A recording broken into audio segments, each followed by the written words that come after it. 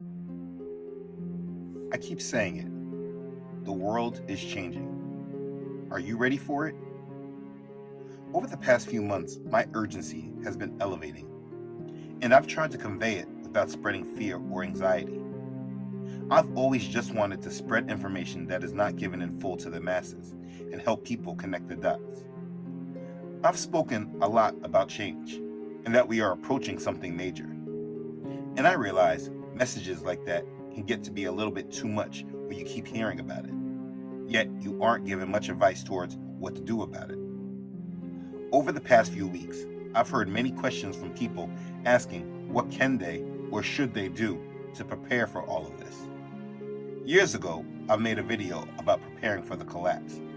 And though most of that information is still valid, the video was made pre-COVID. For those that did follow that advice, during the lockdowns when jobs were being lost, when food was low on the shelves in the supermarket, when toilet paper was a commodity that seemed like gold, during those lockdowns, those that prepared definitely had more strength and felt less pressure and or fear than the many that were not prepared. It's always wise to prepare for a storm. But again, that information was pre-COVID, and the world is different today. Prices are surging. We have even less privacy than we did before. And many people have even less money and resources than they did when I made the last video. And on top of that, the lines have been drawn in regards with people in our faith and many people that we thought were our allies. And they have now stepped back and shown that they could be actually our enemy at any time. We should all be prepared in many ways, spiritually, mentally, and physically. I would like to provide you with some guidance that I use for myself and my family that might help you in these last days. Let's begin. So let me say this first. This message is to believers, those that have placed their faith in Messiah Yahshua and believe on him fully, and that he is the only way to our Father. What's coming to this world is all about him, and you will need him in all ways and in all aspects. None of what I am speaking about is about taking any power or dependency on him away. Those that think that they can prep without relying on Father are deceiving themselves. I just said that I desire that we are all prepared mentally and physically, but first and most importantly, spiritually. And when I say spiritually, I don't mean in that false way that people like to claim their spirituality. I mean being led by his Holy Spirit and being aligned with our Father in heaven. This is the first and most important step in prepping because he is our source. He provides all for us. And it is in him that we should depend upon. You can take all the steps in storing up, have massive food and water, but that is not your lifeline. They're just resources. You need to depend on the source because you could easily lose all that you were storing up. Your house could get flooded, or chaos in your area moves you out of your home. Then you will see that those supplies meant nothing. But if you are spiritually led by his Spirit and have learned to trust in and depend on him, he will give you the strength and guidance to get through and allow his will to be done. Proverbs chapter 16 verses 1 through 3 says, "The preparations of the heart belong to man, but the answer of the tongue is from Yahuwah. All the ways of a man are pure in his own eyes, but Yahuwah weighs the spirits. Commit your works to Yahuwah, and your thoughts will be established." Yes, commit your works to our Father in heaven. Set your mind upon his will and serving him. We are his servants here doing his will. Do not put your hopes and trust in your preparations and supplies. Put your hope and trust in him. He wants us watching for him. He wants us awake, alert, aware, and ready. For those that say they do trust him, that's why they don't have supplies, I don't believe that to be prudent or faithful. For me, from my vantage point, it seems that the only people really preparing are those that Father has kept his hand on and eyes opened. There is a small majority in this world that actually are able to see what is coming. I don't believe that to be an accident or coincidence. I believe our eyes are open so we can be prepared. And even if our supplies and preparations aren't for us, they may be resources that others may need so they can get through. When Joseph learned of the drought that was coming to Egypt through his dreams, he didn't say, "Don't do anything." No, Father showed him steps that they were to take that was going to keep them alive. Joseph was able to help preserve his family and Israel because of it. Noah wasn't told about a flood and expected to do nothing. He prepared an ark with food and preparations so that his family could survive. If you feel danger coming, doing nothing does not prove your faith, unless that is what Father told you to do. Proverbs chapter 22 verse 3 says, "A prudent man foresees evil and hides himself, but the simple pass on and are punished." So, in your preparations, you must start with Messiah and putting your faith and trust in Him. Your faith should not be in your supplies or preparations, but they can be a resource. Now, after you have taken care of placing our Father in the priority and letting Him lead and guide you, or at least you understand how important that is and are working on it, then you can start at your preparations if you are led to. This advice is about withstanding the first blows of the collapse so that you do not feel pressured into moving out of desperation. I can't tell you how things will happen. I know how they have been showing us in the movies. About it, okay? First, the stock market would go. Then, the economy, boom!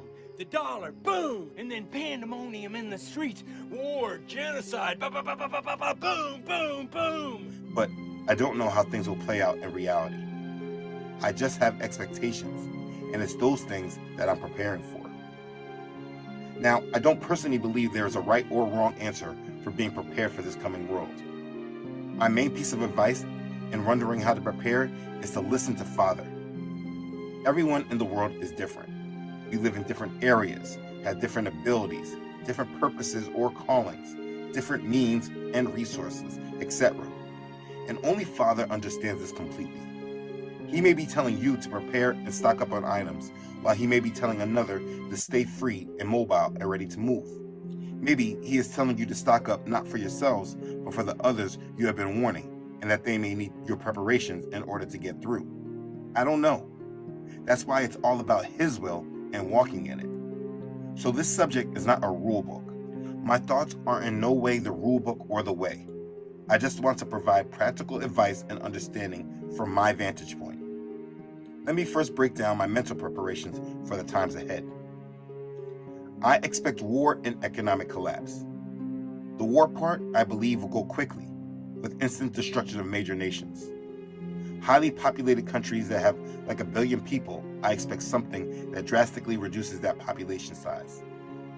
In the United States, I expect an EMP here. Major cities will go dark with no power. Those are my expectations. I could be wrong. I'm not saying I'm a prophet that can see in the future, so please don't place those labels on me. Things could happen in a very different way entirely. So what happens is not as important as what the consequences of what happens is.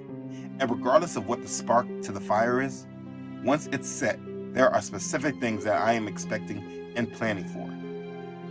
First thing is for the supermarkets and gas stations to go dry in the first 24 to 48 hours. Also, we'll see banks close to prevent bank runs, and all money in banks are held. More than likely, the money will be converted into crypto at ridiculous values that give people fractions of what they could have brought earlier. When people find that they don't have access to their money and prices for food have skyrocketed, they will take to the streets and there will be massive chaos and unrest. Last year, from the George Floyd protest, we have seen what that could look like, but it was much more controlled. When the collapse happens, it will not be. After the chaos starts, that's where martial law is ordered, and FEMA will be activated in the United States. This emergency management group may have a different name in your country if you aren't in the United States. And this is the part that you want to be protected from initially. The government will come around looking to provide help and resources to all those who are hungry and desperate. It will be a roundup that will sound like it is being done for everyone's well-being. The hungry, those that were not prepared with food and water, will be the first ones to run into their arms, hoping for refuge. This may last for 2 or 3 months minimum, as they try to weed families out. Like I've said many times, the goal is to bring a new order after all of the chaos. Our goal should be to not seek refuge from them and never be a part of the desperate and the hungry. From what we just saw through the pandemic with COVID, we saw how irrational people get when they are moved through provocations of fear and desperation. They do irrational things they normally wouldn't do. When people are hungry and their children are hungry, and there is nothing that they can do, they will turn to the arms of the government. And it's the government's arm that you do not want to be led into. So understand, this planning and preparations are mostly about staying away from desperation and hunger, so you are not led into irrational situations. Just as we see with these times of COVID, they are segregating the world into two populations, those that are vaccinated and those that are not. They are showing us that there are conditions required for us to accept in order to be a part of their system and receive their help and support. My goal is to not ever feel that I ever need to go to them for their help. If we are prepared and have food and water in our homes, we have first aid supplies and other essential items, we keep ourselves from their initial agenda to grab up those who are not watching and who are not awake and alert. My goal is to stay in my home as long as possible, to keep my family safe inside while their needs are being taken care of. This is how I see things, and based on that view is how I am preparing. I am prepared to stay inside for at least 6 months. I never want to be, nor do I want you to be, one of those that need to go to the store for anything when you hear things start turning and changing. I want to be able to go straight home and lock up shop. Now, people often ask me, what happens after 6 months? The answer is, I don't know. I don't even know if the preparations I have now will even pan out. I don't even really think the supplies I am gathering are really for me, to be honest. I don't know what will pan out after the first 6 months. I believe Father will provide more guidance when the time comes. I just want to be able to be ready and able to hear his voice without having the provocations of fear and desperation clouding my judgment. The biggest tool these people use against us is fear. I believe having supplies weakens that provocation of fear because we know we don't need them. So how do you prepare? Let's get to it. This advice is not something I would advise you to take your time on applying. It's advised that you get started immediately. Maybe you aren't financially able to buy all the supplies at once, but if you start buying in increments when you get paid, you should be okay. Please understand, I am not one of those that recommends all those prepping kits that cost over $1,000. I believe that all of us can do this. You may have to make tweaks to the current food you buy and what you're eating today while you're preparing for tomorrow. So don't go out and buy all the water at one time if you can't afford it. Buy them one case or two at a time. Piece it together slowly, but with a plan. Do what you can do and do not stress about it. Listen, and this is important. Please do not stress about whether you are able to buy supplies or not. Like I said earlier, these supplies are not your source. They are not what sustains you. Father is. Build dependency and trust in him, and no matter what, you will be fine. If you know how to lean on him and trust in him no matter what, then whatever transpires and happens, you will be fine. This is not a money issue. This is a trust issue. For me, with the risk of war, hyperinflation, and economic collapse, I believe in buying resources when I can, before I'm not able to do so in the future. So this is how I do it. First thing you need is water. For each person in your home, I recommend at least 500 water bottles. This will last you about 6 months if you use 3 bottles per day. Like I said earlier, you do not need to buy this all at once. Buy 2 cases at a time or piece it together. I get mine from Costco and Sam's Club, but Walmart and Target sell the cases too. They do take up a lot of space, so what I've done is got some containers from Home Depot and I store them in there. Listen, water is important. Your body can go without food a lot longer than it can go without water. So make this a priority. Even if you can't buy all the water you need, the more you buy, the better. Trust me, water is one of the first things to go in emergencies, so it's important to own them now. Now that you have water, let's talk about food. This can be difficult because food expires. I'll tell you what I do on a budget. When this food is needed, you don't need extravagant meals. You want food to eat, period. People talk about the sodium intake on these foods, and I do agree. I do not advocate eating these foods on a regular basis today unless you have to. But in times of an emergency, these foods will be clutch. For me, I buy a lot of ramen noodle packs. They are inexpensive and are an easy meal to cook. I buy them every time I can. This will serve you well in emergencies. People also recommend buying canned tuna, chicken, and beef, but that stuff can be expensive. If you can afford it, you should buy it. But for me, my major recommendation is buying the Chef Boyardee cans like ravioli and beefaroni. They are like $1 a can at Walmart. I normally go to the store and buy at least 12 at a time. You can take $25 or $50 extra at Walmart and have a good amount of food that has a long expiration life on the shelf. Also, buy oatmeal. Quick 1-minute oatmeal. The oatmeal will serve you well for breakfast and will keep you full. Buy large bags of sugar, flour, and rice as well. Buy pasta and canned or jarred sauce. That will go a long way. These are things I buy, but you do what you can. The art to this is to buy foods that have some shelf life and won't break the bank. I have brought meats that I keep in a deep freezer, but that is not a long-term strategy. You should plan with the thought that you might not have power for a bit. Meat in freezers will go away fast, and then you'll be left with nothing. Also, you can grill meats in the beginning maybe, but as things go on and people start smelling that food coming from your house, they will know you have food, and now you have become a target. When buying supplies, buy foods with a long shelf life that you can cook inside without power. You don't have to break the bank to have food to feed your family. Now, because we are planning with the thought that we will not have power, I also recommend buying a butane stove and the butane fuel cartridges. They look like this.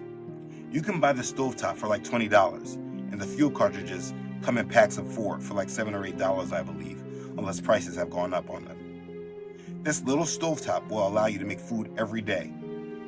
Buy as many fuel cartridges as you can. This item will be essential because your electric stove or gas stove probably won't be working, and like I said, the grill brings attention.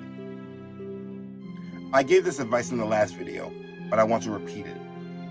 I know most people will tell you to get a generator, and maybe that might be important to you. I own a generator, but during these times, I don't think I would use mine. I don't want people to know I'm home and that I have power and supplies. It's not that you don't want to help people, but when you draw attention to your home, people will come and rob you. And also, you don't have enough supplies to help everyone. You need to be very careful, so using things like a generator just so you can have lights or keep the fridge and freezer on is not the best call in my opinion. This is what the unprepared will do. You don't need power, you only need light to see. So buy yourself some kerosene lamps and kerosene bottles. Buy a lot of wicks, and this is what you will use at night. Buy some candles as well. You can never have enough of these things, and they are not expensive. You can buy the lamp for $5 at Walmart and the kerosene bottles for $4 a bottle. Buy a bottle every time you go to the store. They will add up quickly. Buy some wicks. It's like $5 for one, I think. This will keep you with light, but will not draw too much attention to you. When lighting your home, you should make sure that you understand you don't want to show that you're home. So don't put the light in places where people can see at night from the street or in the backyard or wherever. All your family should sleep in the same room and away from windows, or at least block your window. Now, here are some miscellaneous things you want to have, but people sometimes forget. Toilet paper. Remember, you can't have too much of this. Buy this now. If you remember during the lockdowns, this, like water, was one of the first things to go. Also buy bleach. This will prove to be useful for many different reasons. Get first aid kits. This is what I do. Buy the first aid kits, and then whatever comes in the kit, buy it all separately as well. Don't forget laundry detergent, dishwashing soap, and remember, you don't need to buy the expensive stuff. Cheap will do. A can opener. You know how many people will buy canned goods and forget that they only have an electric can opener? Don't be one of them. Buy bars of soap. You can't have enough of this as well. Toothpaste, matches and lighter, garbage bags, Tylenol, flashlights and batteries, a weather radio, any feminine products you may need. Buy some and stash them. Don't forget about food and supplies for your dogs or pets. These are all things that I have. Another thing that should be done is for believers to buy physical Bibles.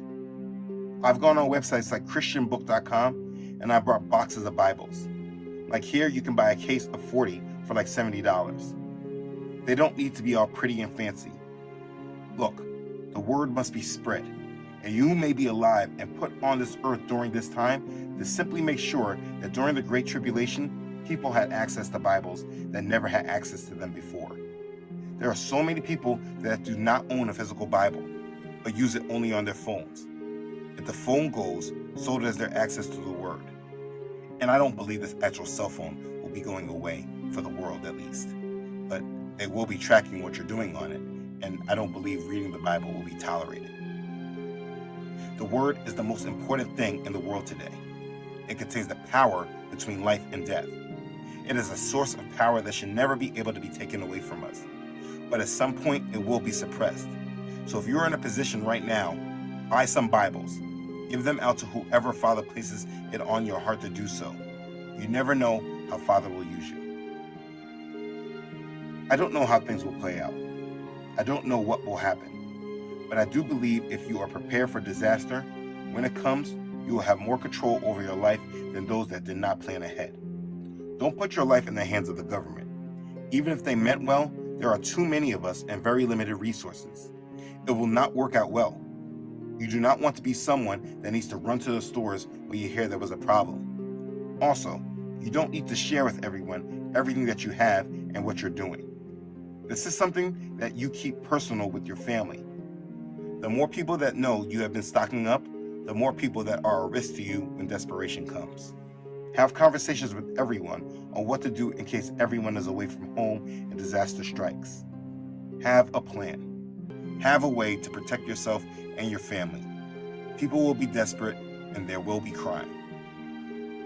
When all this happens, you should also get rid of your electronic devices. Your phones, computers, tablets, unplug your televisions, anything that connects to the internet.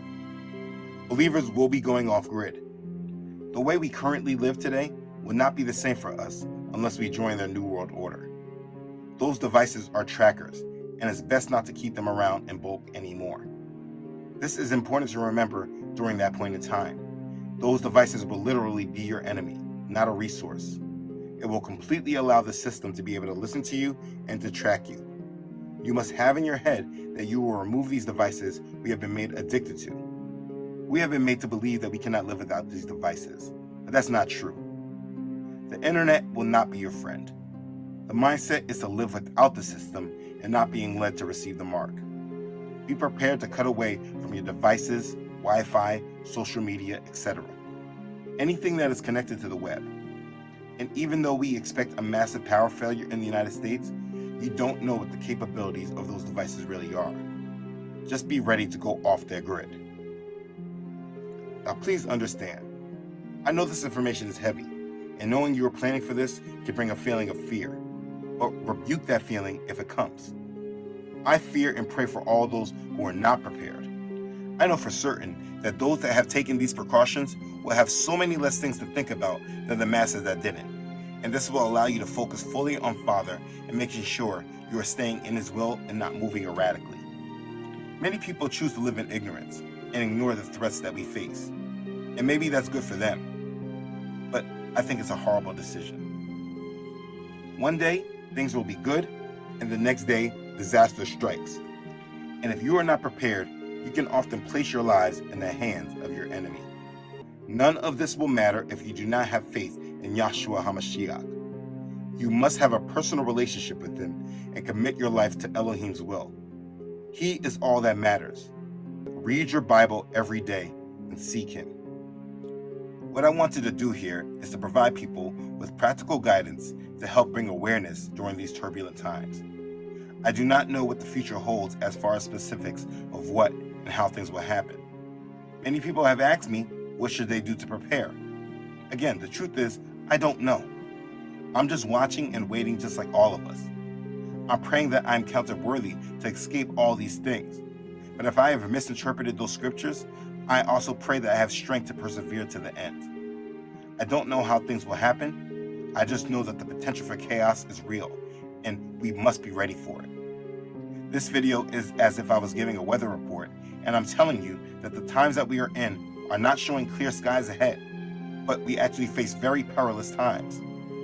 No one knows completely how things will transpire, but those who are watchful and prepared for it will do much better than those who are not. Just remember that your preparations are not your source and they are not your savior. Your physical preparations are just resources, but they are not your source. The only thing that matters is our source. Do not live only in a mindset of physical protection of your body, because believers will be persecuted. That's just a fact.